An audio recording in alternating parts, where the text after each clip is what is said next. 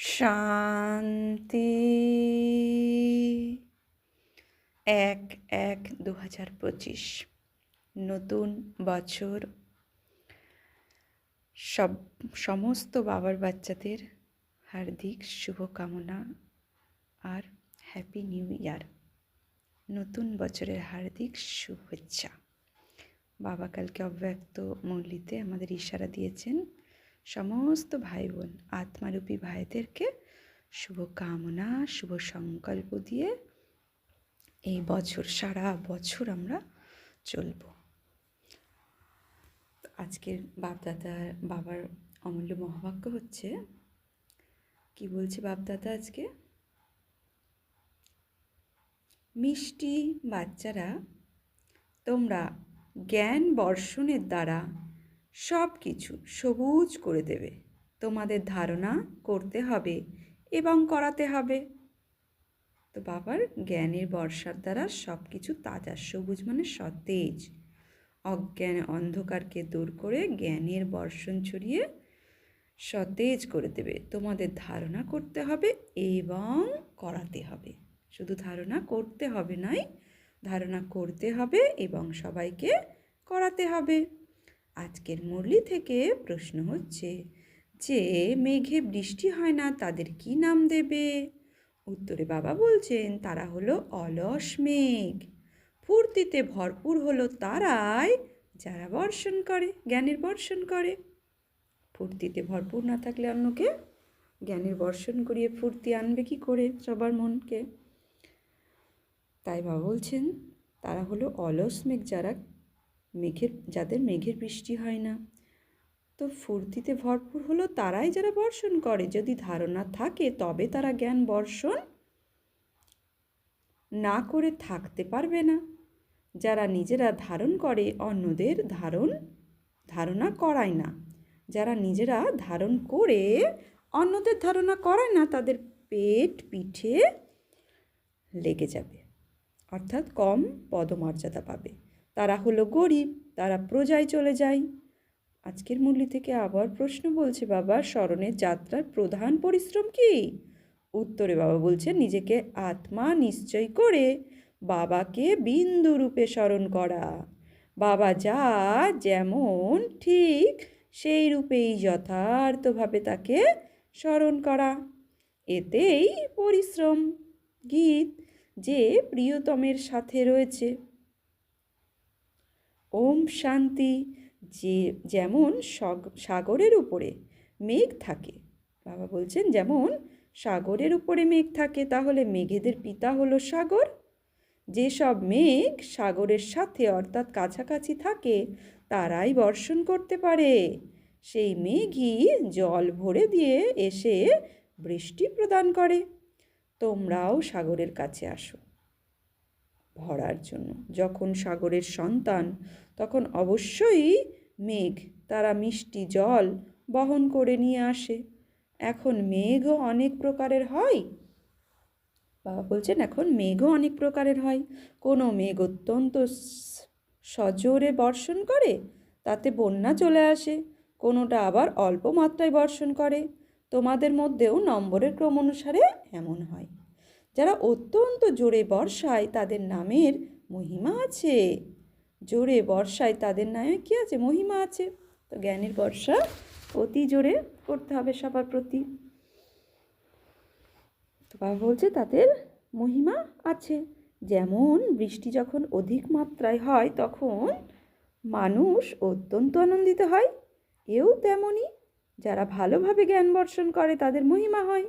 যারা সেভাবে বর্ষণ করে না তাদের হৃদয়ে যেন আলস্য চলে যায়, এতে পেট ভরবে না, অর্থাৎ ভালো পদ পাবে না। অল্প করে আলস্যতায় যদি কাটিয়ে দিই, বাবাকে অল্প স্মরণ করে আর আলস্যতায় যদি কাটাই, তো যথারীতি অনুসারে ধারণা না হওয়ার জন্য পেট পিঠে ঠেকে যায়। যখন খরা হয় তখনও মানুষের পেট পিঠে লেগে যায়। এখানেও ধারণা করে যদি অন্য কেউ, বাবা বলছেন এখানেও ধারণা করে যদি অন্য কাউকে ধারণা না করায় তাহলে পেট পিঠে ঠেকে যাবে।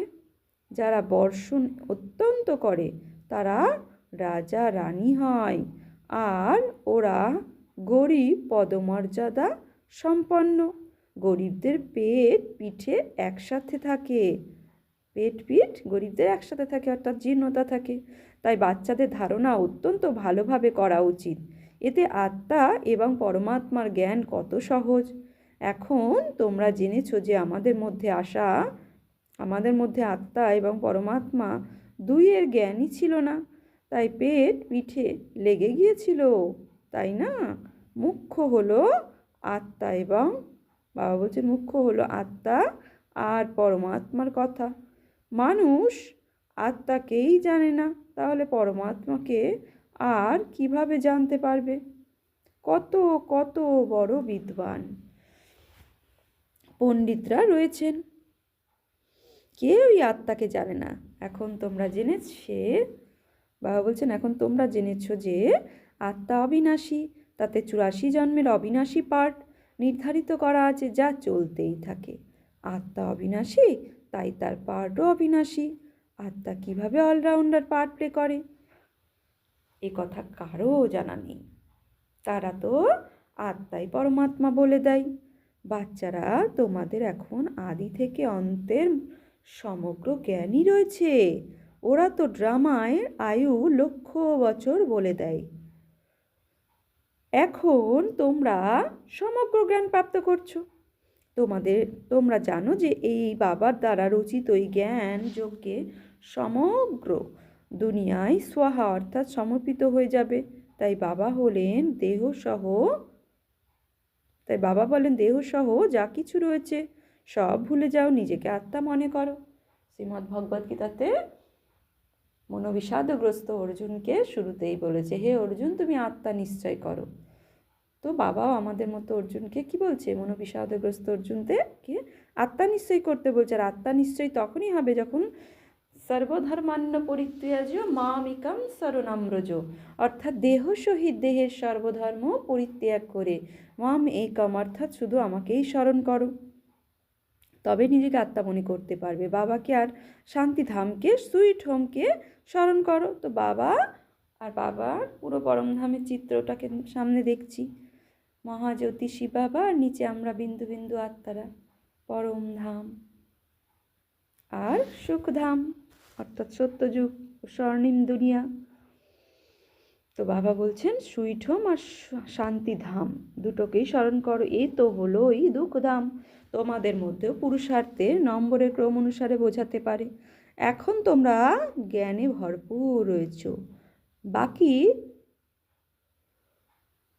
সারা পরিশ্রম হলো স্মরণে। জন্ম জন্মান্তরের দেহ অভিমান সমাপ্ত করে দেহী অভিমানী হও, এতেই বড় পরিশ্রম। বন্যা তো অতি সহজ, কিন্তু নিজেকে আত্মা মনে করা আর বাবা বলছেন নিজেকে আত্মা মনে করা আর বাবাকেও বিন্দু রূপে স্মরণ করা, এতেই পরিশ্রম। বাবা বলেন আমি যেমন মুশকিলই সেভাবে আমাকে কেউ মন অনুভব করতে পারে। বুঝে মুশকিলই কেউ আমাকে সেভাবে মন মনোভাব করতে পারে। তা গীতাতেও বলেছে মন মনোভাব মধ্যাজীবব মামি বশ্য শ্রীযুক্ত মৎপানাং মৎপরায়ণ। যেমন বাবা তেমনই বাচ্চা হয়, তাই না? নিজেকে জানলে তখন বাবাকেও জেনে যাবে। তোমরা জানো যে শিক্ষাদাতা হলেন একমাত্র বাবাই, পরে তো অনেকেই। বাচ্চারা বাবা কিভাবে রাজধানী স্থাপন করেন তা শুধু তোমরাই জানো। বাকি এই সমস্ত শাস্ত্রাদি হলো ভক্তি মার্গের সামগ্রী। বোঝাবার মতো আমাকে বলতে হয়, বোঝাবার জন্য আমাকে বলতে হয়। বাকি এতে ঘৃণার কোনো কথা নেই। শাস্ত্রতেও ব্রহ্মার দিন আর ব্রহ্মার রাতের কথা বলা হয়েছে। শ্রীমদ্ ভগবদ গীতাতে বলেছে ব্রহ্মার দিন আর ব্রহ্মার রাত। অক্ষর ব্রহ্মযোগে ব্রহ্মার দিন আর ব্রহ্মার রাতকে যে যথার্থ রূপে জানে তাকেই বলা হয়, তারই দিন রাতের যথার্থ জ্ঞান আছে। তো ব্রহ্মার দিন হচ্ছে সত্য আর ত্রেতা যুগ, আর দাপর আর কলি হচ্ছে রাতে, হচ্ছে ব্রহ্মার রাত আর দিনে আধা আধা হয়। সিঁড়ির উপরে কত সহজভাবে বোঝানো হয়েছে, সৃষ্টিচক্রের সিঁড়ির উপরে। মানুষ মনে করে যে ভগবান অত্যন্ত শক্তিশালী, তিনি যা চান তাই করতে পারেন, কিন্তু বাবা বলেন আমিও ড্রামার বন্ধনে আবদ্ধ রয়েছি, ভারতের ওপর কত বিপদ আছে। তখন আমি কি প্রতি মুহূর্তে আসি? আমার পাঠ সীমাবদ্ধ। যখন সম্পূর্ণ দুঃখে ছেয়ে যাই তখনই আমি নিজের সময় অনুসারে আসি। এতে এক বাবা বলছেন এতে 1 সেকেন্ডেরও পার্থক্য থাকে না। ড্রামায় প্রত্যেকের পাঠ যথাযথভাবে নির্ধারণ করা আছে। এ হলো সর্বোচ্চ পিতার পুরুষজন্ম। পুনরায় স্বল্প শক্তি সম্পন্নরা সকলের নম্বরের ক্রম অনুসারে আসে। বাচ্চারা, এখন তোমরা বাবার কাছ থেকে নলেজ পেয়েছো যাতে তোমরা বিশ্বের মালিক হও। তোমাদের ফুল ফোর্স বাবা বলছেন তোমাদের ফুল ফোর্সে শক্তি আসে, পুরুষার্থ করে তোমরা তম প্রধান থেকে শত প্রধান হয়ে যাও। অন্যদের তো ভূমিকাই থাকে না। বাবা বলছেন অন্যদের তো ভূমিকাই থাকে না। মুখ্য হলো ড্রামা, যার নলেজ এখন তোমরা পাও। আত্মারা, যার নলেজ এখন তোমরা পাও। এছাড়া আর সবই হলো পার্থিব, কারণ সেসব এই চোখে দেখা যায়। যা কিছু স্থূল সেসবই পার্থিব। বিশ্বের বিস্ময় হলো বাবা। তিনি আবার রচনা করেন স্বর্গ, যাকে হেভেন, প্যারাডাইস বলা হয়। ওনার মতো মহিমা। বাবা আর বাবার রচনার অনেক বড় মহিমা রয়েছে। সর্বোচ্চ হলেন ভগবান। উচ্চ থেকে উচ্চবান স্বর্গের স্থাপনা বাবা কিভাবে করেন তা কিছুই কেউ জানে না। মিষ্টি মিষ্টি বাচ্চারা, তোমরাও পুরুষার্থ করে নম্বর অনুসারে জানতে পারো। আর বাবা বলছেন আর এই পুরুষ অনুসারেই শব্দ প্রাপ্ত হয়। যারা পুরুষার্থ করেছে, বাবা বলছেন যারা পুরুষার্থ করেছে তারা ড্রামা অনুসারে রয়েছে। পুরুষার্থ ব্যতীত কিছুই পাবে না। তারা কর্ম ব্যতীত 1 সেকেন্ডও থাকতে পারে না। তো বাবা বলছেন হঠ যোগীরা তো প্রাণায়াম করে, যেন জড় পদার্থের মতো প্রাণায়াম করে। হঠ যোগীরা তো প্রাণায়াম করে যেন জড় পদার্থের মতো হয়ে যায়, ভিতরে পড়ে থাকে আর উপরে মাটি জমে যায়। মাটির উপর জল পড়ে আবার ঘাস হয়ে যায়, কিন্তু এতে তো কোনো লাভ নেই।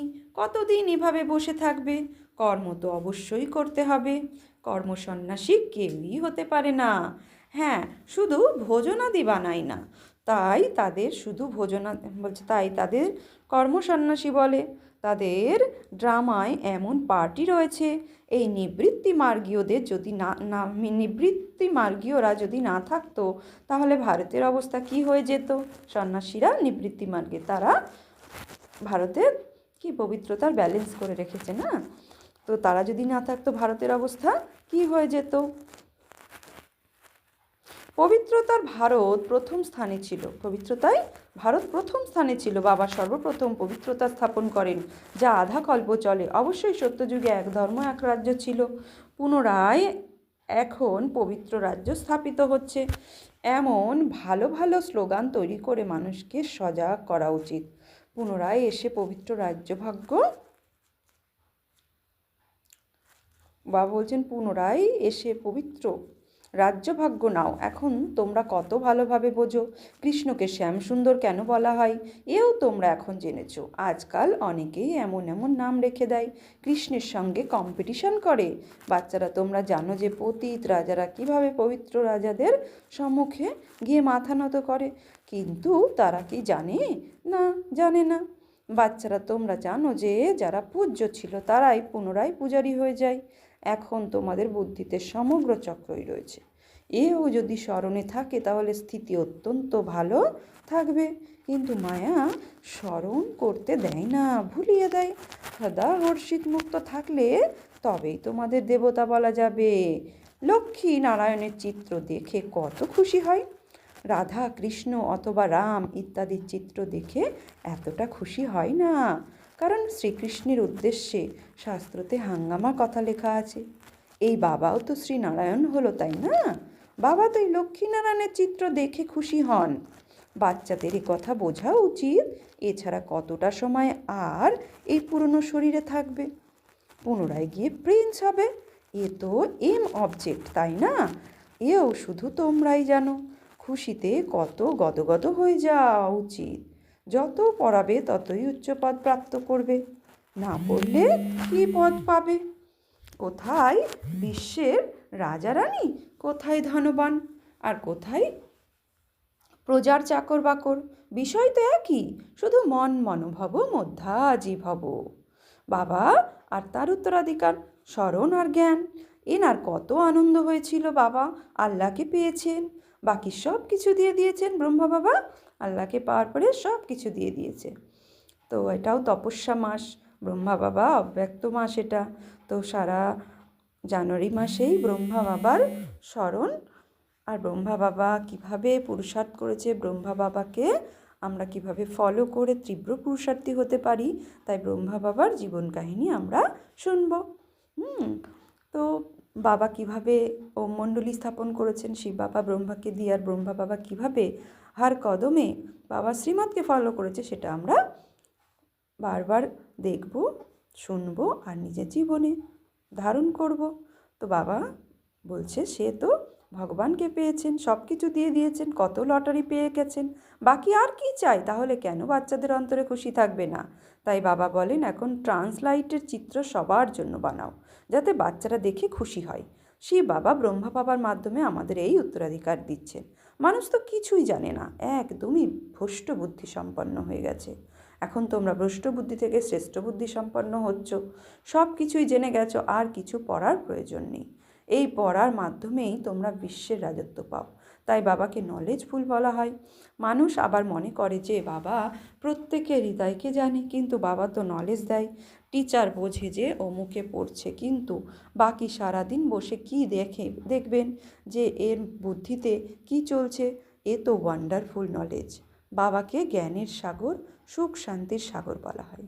তোমরা এখন মাস্টার জ্ঞান সাগর হয়েছ। পরে এই টাইটেল উধাও হয়ে যাবে, তখন পুনরায় সর্বগুণ সম্পন্ন 16 কলা সম্পূর্ণ হয়ে হবে। এটাই হলো মানুষের উচ্চ পদমর্যাদা। এই সময় হলো ঈশ্বরীয় পদমর্যাদা। কত বোঝায় এবং বুঝবার মতন বিষয়। লক্ষ্মীনারায়ণের চিত্র দেখে অত্যন্ত খুশি হওয়া উচিত। আমরা এখন বিশ্বের মালিক হব।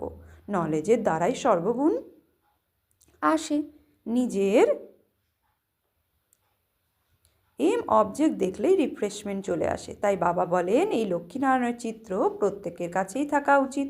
এই চিত্র হৃদয়ে প্রেম বৃদ্ধি করে। তখন মনে হয় ব্যাস, এই মৃত্যুলোকে অন্তিম জন্ম।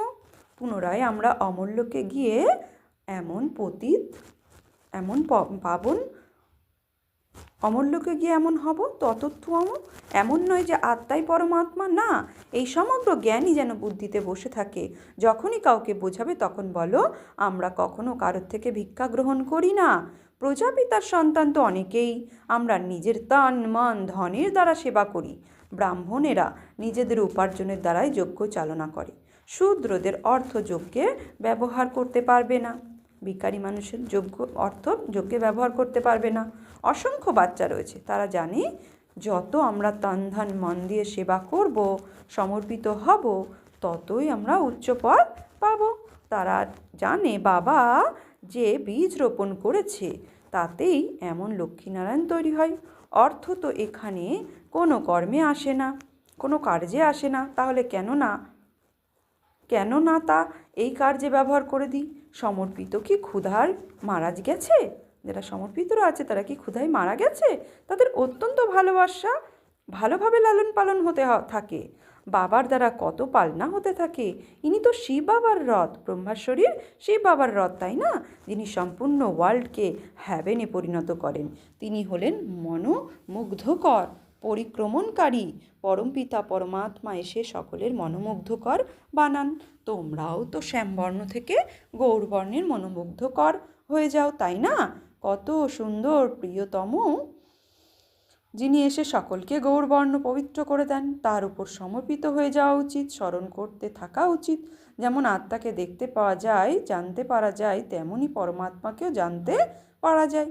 দেখতে তো আত্মা পরমাত্মা দুই, এক বিন্দু হয়, বাকি তো সবই নলেজ। এ বড় বোঝার মতো বিষয়। বাচ্চাদের এ কথা বুদ্ধিতে নোট করে রাখা উচিত। বুদ্ধিতে পুরুষার্থের নম্বরের ক্রমানুসারে ধারণা হয়। ভক্ত ডাক্তারদের তো ওষুধ স্মরণে থাকে, তাই না? এমন নয় যে তখন বসবে বইপত্র দেখবে। তো ডাক্তারির পয়েন্টস হয়, ব্যারিস্টারেরও পয়েন্টস হয়, তোমাদের কাছেও পয়েন্টস রয়েছে, টপিকস রয়েছে, যার ওপর তোমরা বোঝাও। কোনো পয়েন্টস কারোর লাভ হয়, কারোর আবার অন্য কোনো পয়েন্টসের তীর লাগবে। পয়েন্টস তো প্রচুর রয়েছে। যে ভালোভাবে ধারণ করবে সে যথাযথভাবে সেবা করতে পারবে। আধা কল্প থেকে তোমরা মহারথী অর্থাৎ পেশেন্ট, আত্মা অপবিত্র হয় তাদের জন্য অবিনাশী সার্জেন ওষুধ দেন। তিনি সব সার্জেনই থাকেন, কখনো রোগগ্রস্ত হন না, আর সকলেই তো রোগগ্রস্ত হয়ে যায়।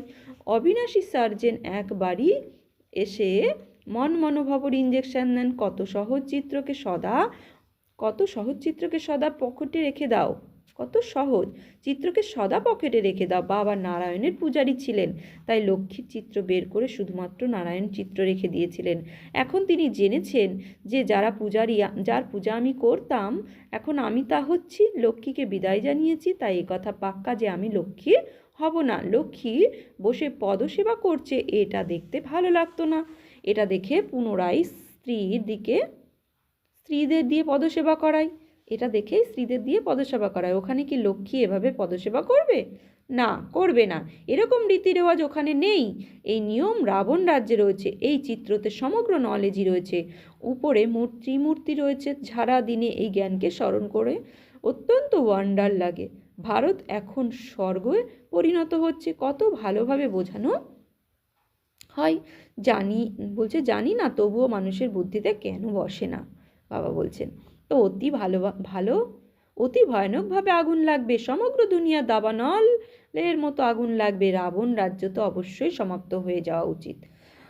যজ্ঞতে পবিত্র ব্রাহ্মণ চাই, এ হলো অতি বড় মহাযজ্ঞ। সমগ্র বিশ্বে পবিত্রতা আনার এই মহাযজ্ঞ। এই ব্রাহ্মণদের অবশ্যই ব্রহ্মার সন্তান বলা হয়, কিন্তু তারা তো গর্ভজাত সন্তান। ব্রহ্মার সন্তান তো পবিত্র মুখ বংশজাত ছিল, তাই না?